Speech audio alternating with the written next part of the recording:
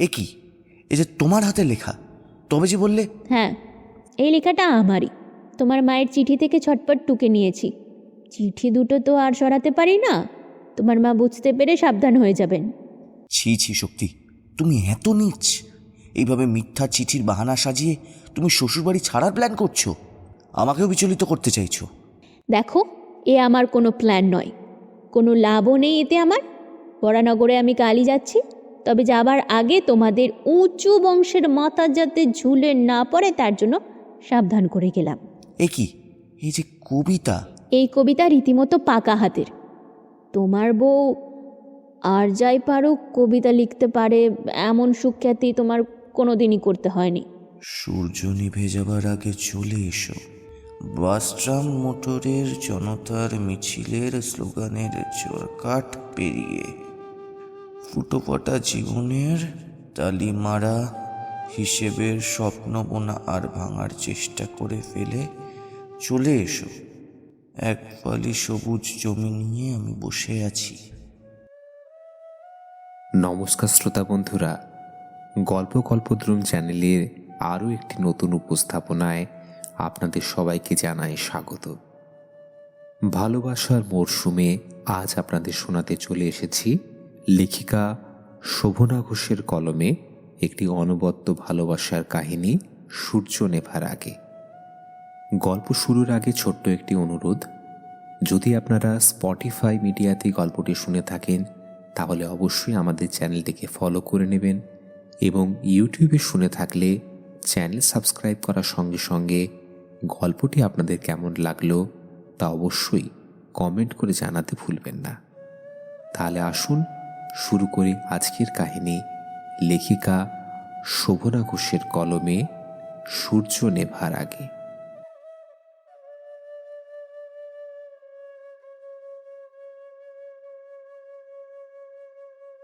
শুনছ, আমি কাল বরানগরে যাচ্ছি। নৈশাহারের অতি সুখকর উদ্গার তুলে সবে ঠোঁটে সিগারেট গুজেছে সৌরভ, এমন সময় শুক্তি কোমরে নাইট গাউনের ফিতে বাঁধতে বাঁধতে বলে উঠল।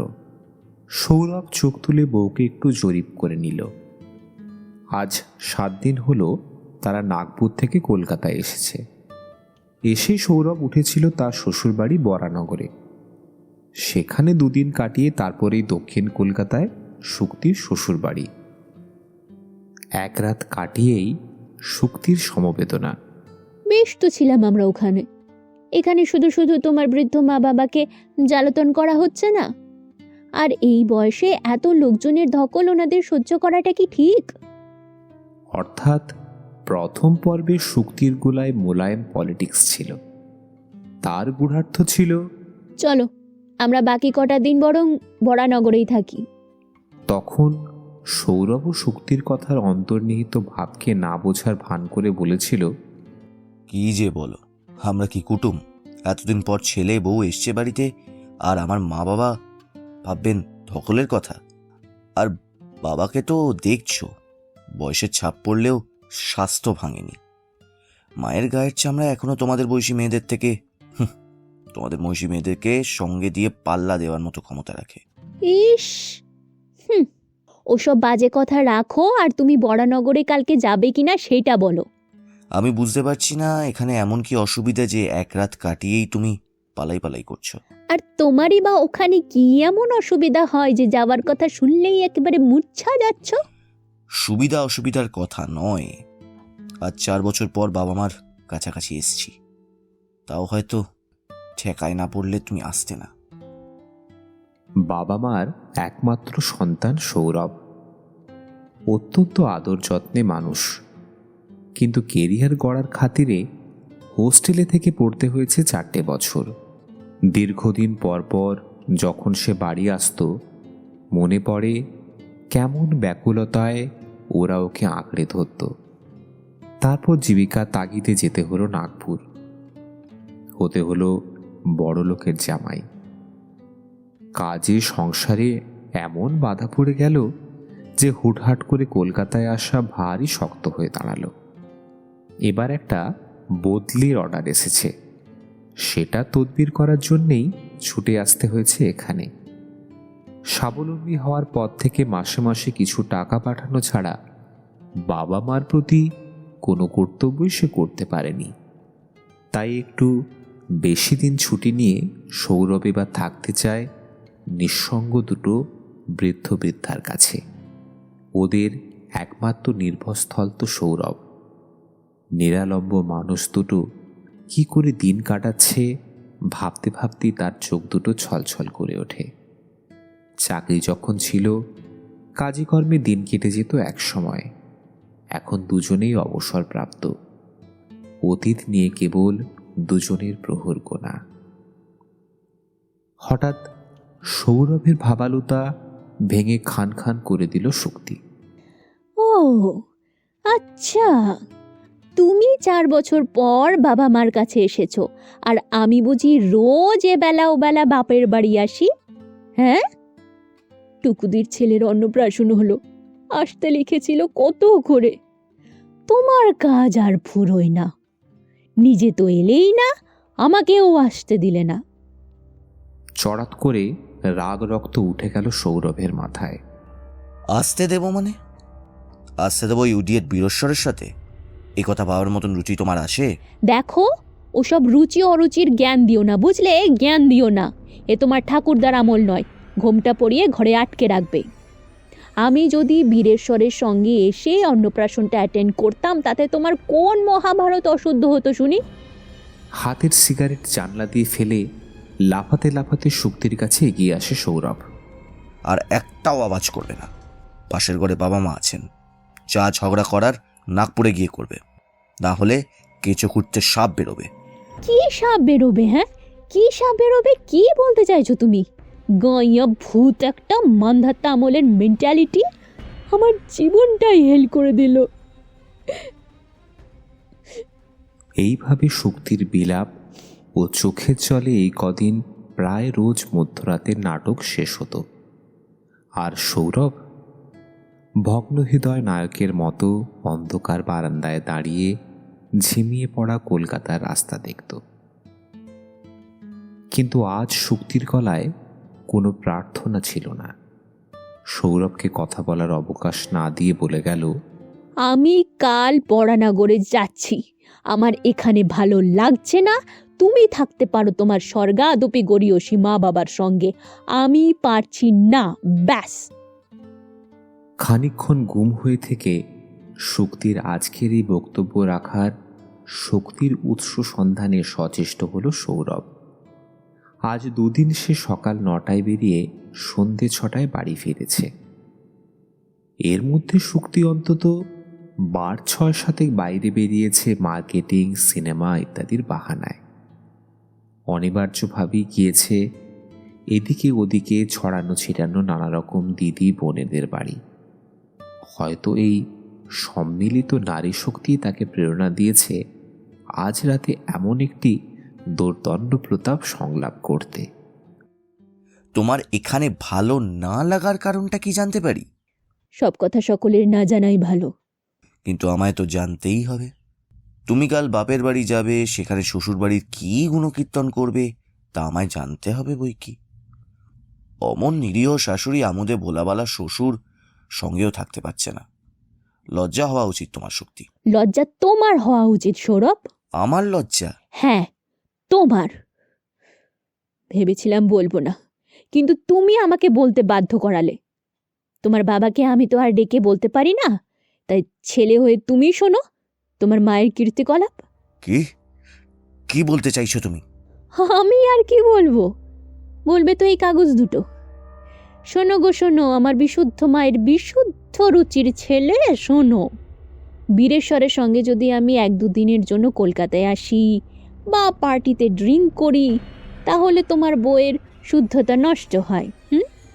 আর তোমার রিটায়ার্ড মায়ের এই যে 61 বছর বয়সে প্রেম করতে ইচ্ছা করছে, প্রেম করে বেড়াচ্ছেন, তাতে বুঝি তোমার জগতের কোনো শুদ্ধতা নষ্ট হয় না, তাই না? চুপ চুপ করো। তোমার মুখে আমার মায়ের নাম নিয়ে গসিপ মানায় না শক্তি। আমার মুখে মানায় না যখন, মুখের কথা শোনো না। আসল কথা বলবে এই চিঠি দুটো। বিজয়ীর হাসি হেসে শক্তি দুটো ছোট্ট ছোট্ট কাগজের টুকরো এগিয়ে দেয়। এ কি? এ যে তোমার হাতে লেখা, তবে যে বললে। হ্যাঁ, এই লেখাটা আমারই। তোমার মায়ের চিঠি থেকে ছটপট টুকে নিয়েছি। চিঠি দুটো তো আর সরাতে পারি না, তোমার মা বুঝতে পেরে সাবধান হয়ে যাবেন।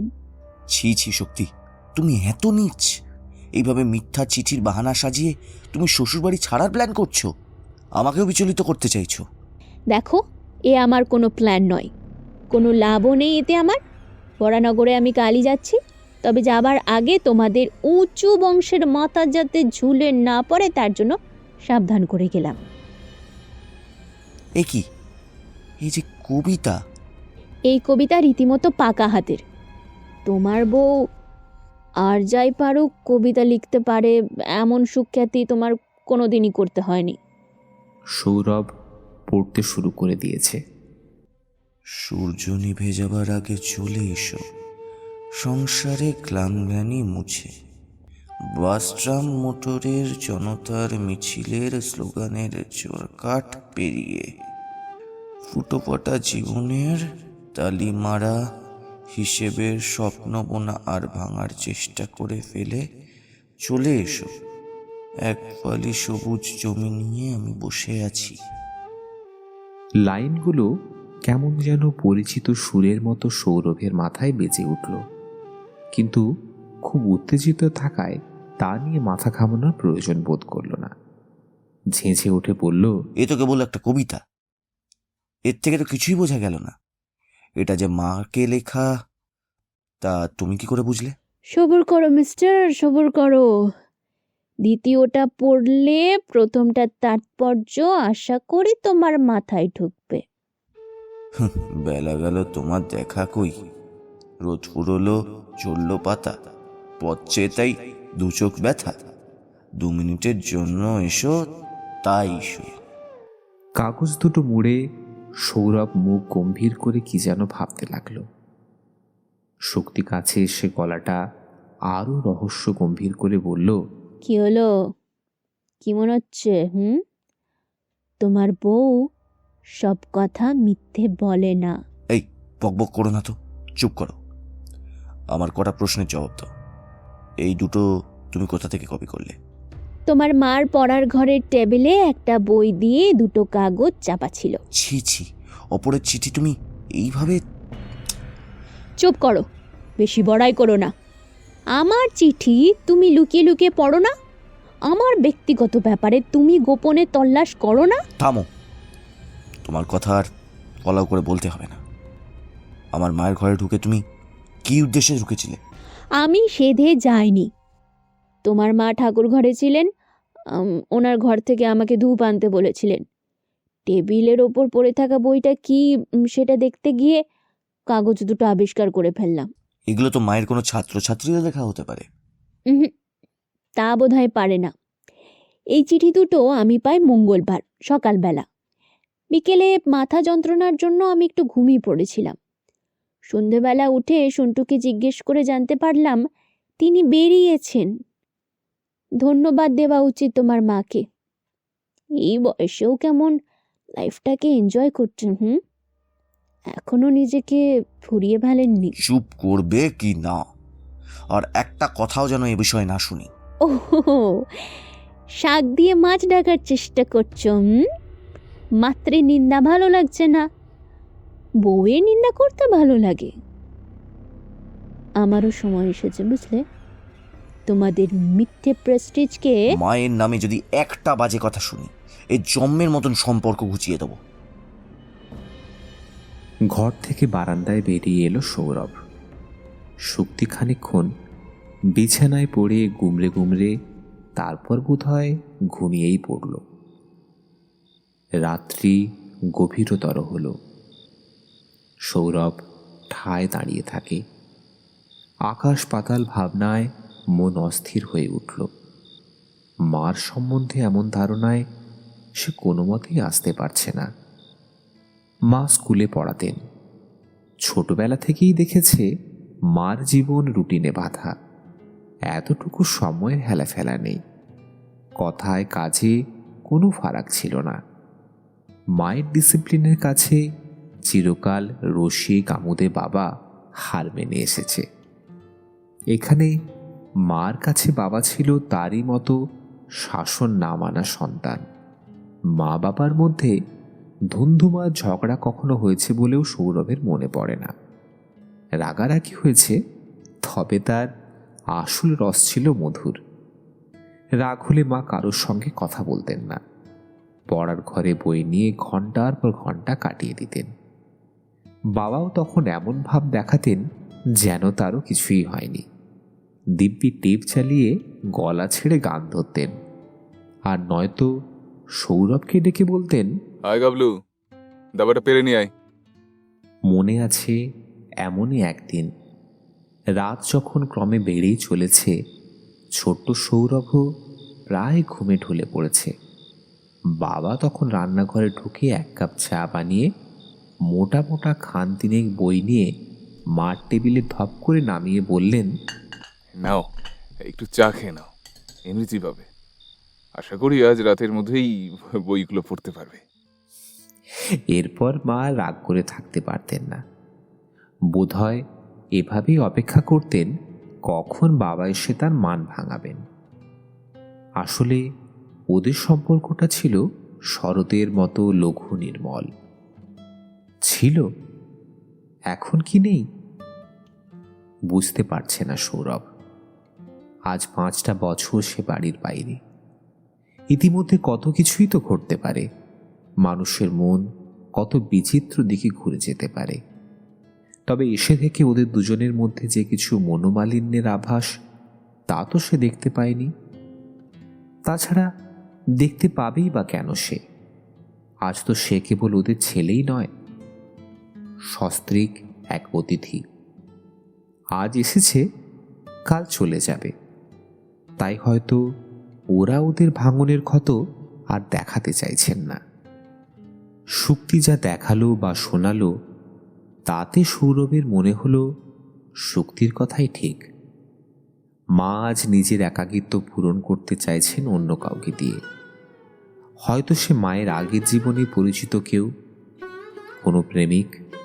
কিন্তু বাবা মার সম্পর্ক তো সেই কলেজ লাইফ থেকে। আচ্ছা, বাবা তবে কি করছে? সকাল বিকেল বাইরে যান। ওনার গল্পের আসর বসে মোড়ের মাথায় অচিন্ত ডাক্তারের চেম্বারে। বাবা কি এই বয়সে মাকে খুবই নিঃসঙ্গতায় ফেলে রাখছেন? এত বড় জনমানব শূন্য বাড়িতে এই দুজন অবসরপ্রাপ্ত প্রৌঢ় প্রৌঢ়া আর কিভাবেই বা জীবন কাটাবে? তাই বাবা হয়তো খুঁজে নিয়েছেন ডাক্তারের চেম্বার, আর মা নিয়েছেন অন্য ব্যক্তির সাহচর্য। সৌরভের চোখ ফেটে জল আসতে চাইল। চাকরির খাতিরে আজ যদি তাকে বাইরে থাকতে না হতো, তবে কেমন আনন্দেই না এরা থাকতেন। মা বাবার আনন্দোজ্জ্বল হরগৌরী মূর্তি এভাবে ভেঙে চুরমার হতো না। হঠাৎ একটা প্রশ্ন এলো সৌরভের মাথায়। মা এই যে প্রায় প্রতিদিন বাইরে বেরোচ্ছেন, বাবা তখন কোথায় থাকেন, কি করেন? বাবাকে সত্যিই ব্যাপারে জানেন না, নাকি সব জেনে নিজের ঘরের দরজা দিয়ে স্মৃতি বিচারণের অশ্রু ফেলেন? সৌরভ ঘরে ছুটে এলো, শক্তিকে ধাক্কা দিয়ে জাগাতে চাইল। আচ্ছা শক্তি, মা যখন বাইরে গেল তখন আমার হতভাগ্য বাবা কি করছিল বলতে পারো? শক্তি ঘুমিয়ে পড়েছিল। ঝিমিয়ে ঝিমিয়ে কি বলল সৌরভ ঠিক বুঝতে পারল না। তার 2 চোখ দিয়ে তখন জল গড়িয়ে পড়ছে। ঘরের নীল বাতিটার দিকে তাকিয়ে সে শুধু চোখ মেলে বসে থাকল।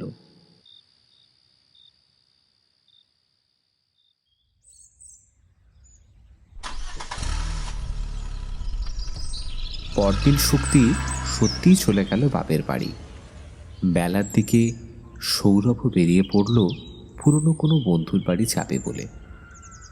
সকাল থেকে সে মাকে এড়িয়ে চলেছে। বাড়িতে মায়ের সামনে থাকতে কেমন যেন অস্বস্তি বোধ হচ্ছিল। বাবার ঘরে গিয়েছিল।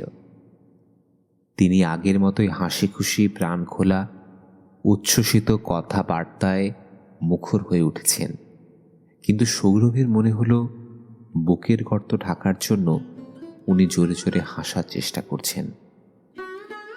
বন্ধুর বাড়ি না গিয়ে একটা পত্রিকা কিনে লেকের ধারে বসে রইল সৌরভ। এলোমেলো বইটার পাতা উল্টাতে উল্টাতে অতীতের সব ঘটনা তাকে যেন জড়ো হয়ে ঘিরে ধরল। আবার মনে মনে গতকাল শক্তির দেখানো প্রমাণপত্রগুলো যেন খোঁচা দিতে শুরু করল। এ কি হলো? টুকরো দুটো কাগজে ছোট্ট ছোট্ট দুটো কবিতা। কবিতা কবিতা সূর্য নিভে যাওয়ার আগে চলে এসো, সংসারের ঘাম গ্লানি মুছে। বহুদিন আগের পরিচিত সুরের মতো এই লাইন কটি তার মনের মধ্যে রিন রিন করে বেজে উঠল। কোথায় যেন আগে সেই কবিতাটা পড়েছে, কোনো আধুনিক কবির বইতে নাকি অন্য কোথাও। খুব বিবর্ণ হয়ে যাওয়া ছেঁড়া খোড়া একটা খাতায়। স্মৃতির খেই হারিয়ে যায়, আবার ছেঁড়া সুতো দিয়ে অখণ্ড ভাবনা গড়ার চেষ্টা। সূর্য নিভে যাওয়ার আগে চলে এসো। হঠাৎ লাফিয়ে উঠল সৌরভ। ইউরেকা! পেয়ে গেছে সব প্রশ্নের উত্তর। মাসিক পত্রিকার পাতা উড়ে গেল। সৌরভ ট্যাক্সি ধরে ছুটল শ্বশুর বাড়ি। শক্তি যে অবস্থায় ছিল সেভাবেই তাকে তুলে নিয়ে এলো বাড়িতে। তখন বেলা 2:30। বাড়িতে নিপাট নির্জনতা। মা ঘরে বসে কি একটা জার্নাল খুব মন দিয়ে পড়ছিলেন।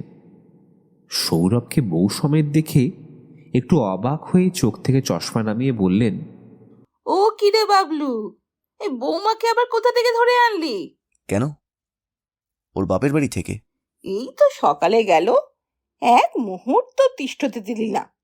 যাক, ভালোই হয়েছে, তোরা সেই সকালে বেরিয়ে গেলি, আবার খানিক আগে তোর বাবাও বেরোলো। বাড়িটা একদম ঘুমপুরি রাজপ্রাসাদ হয়ে আছে। বাবা আবার ভর দুপুরে কোথায় গেলেন? তোর সৎপতি কাকুকে মনে আছে?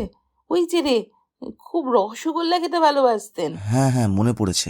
আজ কদিন ধরে ভুগছেন। বয়সও তো হলো তোর বাবার কাছাকাছি।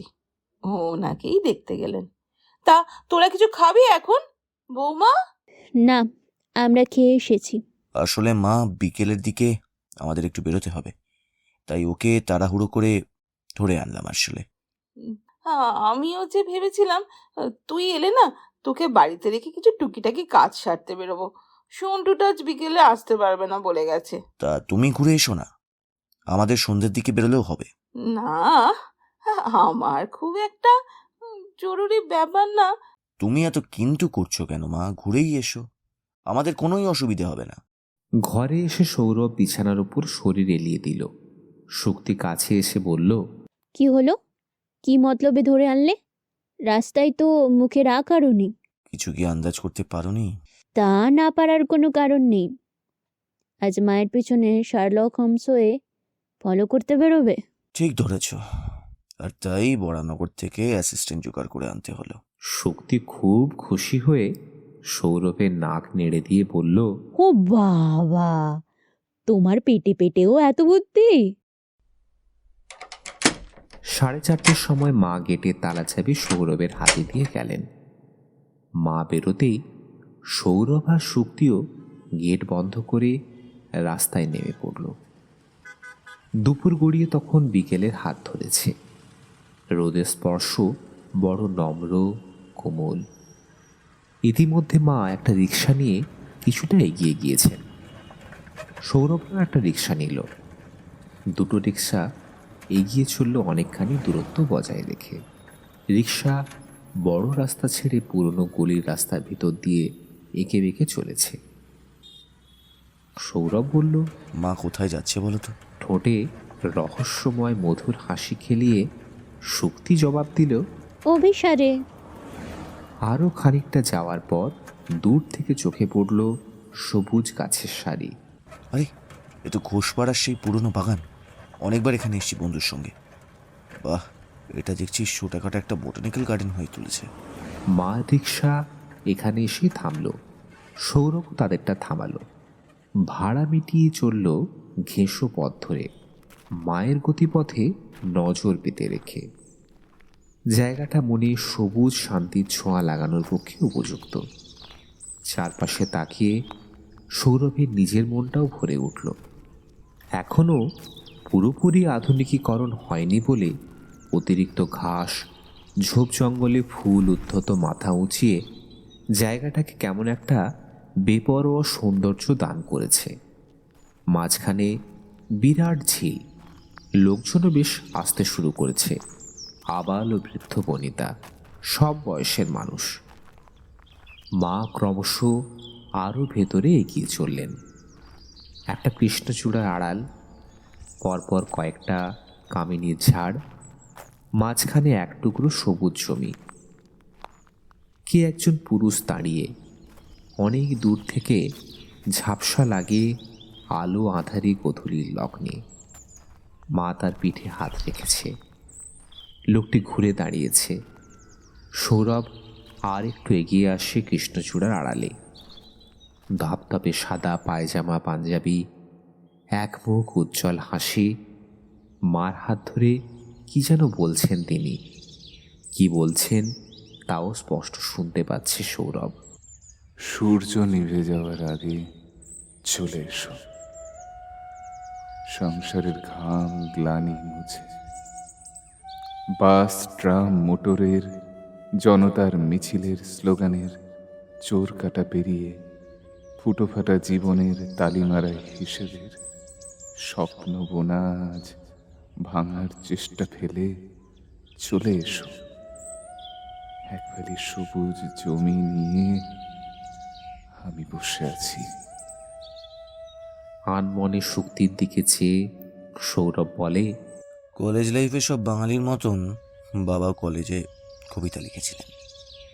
সেই লাইফটা হারিয়ে গেছে, কিন্তু কবিতা আজও বেঁচে আছে। সেই কবিতার ডাকে মা তখন যেমন ছুটে গিয়েছিলেন, আজ ওই পড়ন্ত বেলায় সেই ডাক তিনি অবহেলা করেন না, বারবার ছুটে যান। সৌরভের চোখ দুটো এখন আনন্দে ঝলঝল করে জ্বলে উঠেছে। বাবা আর মা এগিয়ে যাচ্ছেন আরও সবুজ বনানীর দিকে। সেই দিকে চেয়ে সে ক্রমশই বিভোর হয়ে উঠছে। একসময় শুক্তি সৌরভের হাত নিজের হাতে তুলে নেয়, স্নিগ্ধ স্বরে বলে, চলো এবার আমরা ফিরে যাই।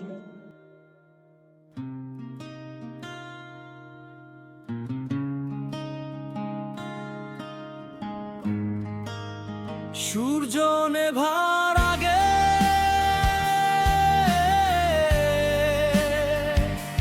ও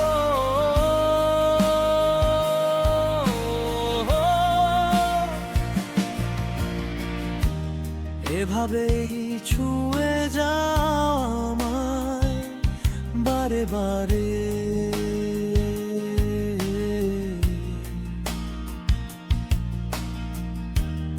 এভাবেই টেনে না আমায় আপন করে।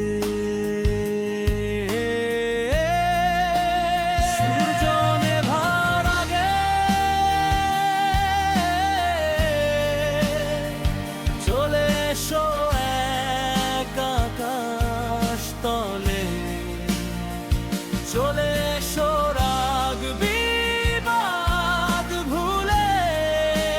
সূর্য নেভার আগে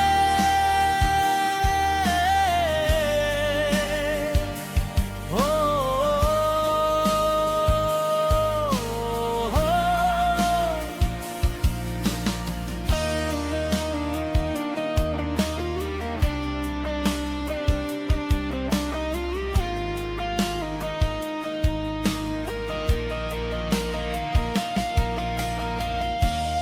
এভাবেই ডুব যাও বুকের অতল তলে, নদী হয়ে মিশে যাব প্রেম সাগর জলে। সূর্য নেভার আগে চলে এসো এক আকাশ তলে, চলে এসো রাগ